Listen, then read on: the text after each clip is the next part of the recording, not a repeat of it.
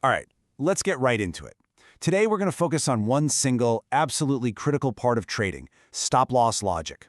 Now, this isn't about picking winners or how much money you can make. This is about building the logical foundation for how you manage risk. So let's start with a really basic question. Why do most traders even use a stop loss? The common answer you hear actually shows a huge misunderstanding of what its real job is. And this right here, this is the core shift in thinking that separates people who are just guessing from people who are trading systematically. The amateur says, I use a stop loss to protect my money. It's a passive, kind of fearful statement. The professional says, I use a stop loss to invalidate my idea. See the difference? It's active, it's logical, and it's strategic. This one distinction is the entire foundation of the skill. So first things first, we have to tear down this flawed assumption that so many people have. This myth that a stop loss is some kind of magic shield for protection. Let's be perfectly clear about this. A stop loss is not protection. When you think of it that way, you start making emotional decisions. You put your stop where you feel safe, not where logic says it should be. And let me tell you, the market does not care about your feelings or your capital. It only responds to price. Okay, so if it's not protection, then what in the world is it? Well, this brings us to the correct way to think about it, which is what we call the invalidation principle. And this whole principle is built around answering just one single powerful question. The word you need to burn into your brain is invalidation. What is it?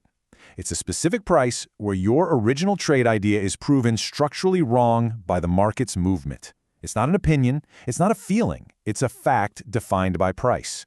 And rule number one is you must know this price point before you ever even think about clicking the buy button. This quote really says it all. Before you risk a single dollar, you have to be able to point to a chart and answer that one question. At what exact price is my trade idea proven wrong? If you can't answer that with certainty, you don't have a trade. It's as simple as that. All right, so let's get practical. How do we actually find this point of invalidation on a chart?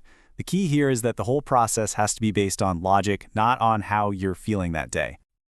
The rules for placing a stop are actually pretty simple, and they're all based on market structure. So if you're in an uptrend, your idea that the price will go higher is invalidated if a key structural point breaks. That point is usually either the previous higher low or a clear support zone that price itself has created. Both of these are objective, visible points on any chart. Now, let's contrast that with how so many traders do it. They put stops where it feels comfortable, which is just an emotion. Or they use some random percentage or a fixed dollar amount, neither of which has anything to do with the actual structure of the asset they're trading. Or worse, they rely on some random signal from an indicator. All of these are just forms of guessing. And this is a huge point, so listen up. No indicator can ever invalidate your trade thesis. An RSI crossing a line or a price moving below a moving average, that doesn't change the underlying price structure. A trade idea fails only when the price structure itself fails. Nothing else matters. Now, when you start using this logical approach, it leads to another skill that is absolutely essential for professionals, the discipline to reject a trade. This is all about knowing when to just walk it away, even when a setup looks really, really good. So picture this scenario. You've found a great setup. You've done the work. You've located the structurally correct place for your stop loss, say, just below that key higher low. But then you do the math, and the distance between your entry and your stop means the potential loss is just way more than your risk plan allows. So what do? The answer is simple, and it is completely non-negotiable. You reject the trade, period. You don't cheat and move the stop closer just to make the numbers work. You don't say, oh, I'll just use a smaller size. No. You close the chart and you walk away. The risk cannot be controlled, so there is no trade. And this right here is another one of those massive mindset shifts. Let's say you skip that trade, and then it goes on to be a huge winner.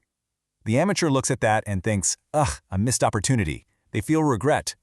A professional looks at the exact same event and thinks, that was a successful display of risk discipline. Protecting capital is always job number one. This quote just sums up the whole professional filtering process. It doesn't matter how good a chart looks. If the risk can't be clearly defined and controlled, you can't play. The first question is never, how much can I make here? It is always, can I participate in this move with acceptable risk? If the answer is no, the analysis is over. And that leads us to our final section. which really just ties together the entire professional mindset. Survival always comes before opportunity. Look, if you only take one thing away from all of this, let it be this one simple rule. If I cannot define where I am wrong, I have no trade. Make that your ultimate filter. It will eliminate almost all of the random, emotional, and subjective decisions from your process. So we'll finish with the correct order of operations. First, you identify a potential setup. Second, you define your stop loss, your exact point of invalidation. This has to come before you even think about your entry point, and way before you ever start dreaming about a profit target. Remember this, what's more important than being right is knowing exactly where you are wrong.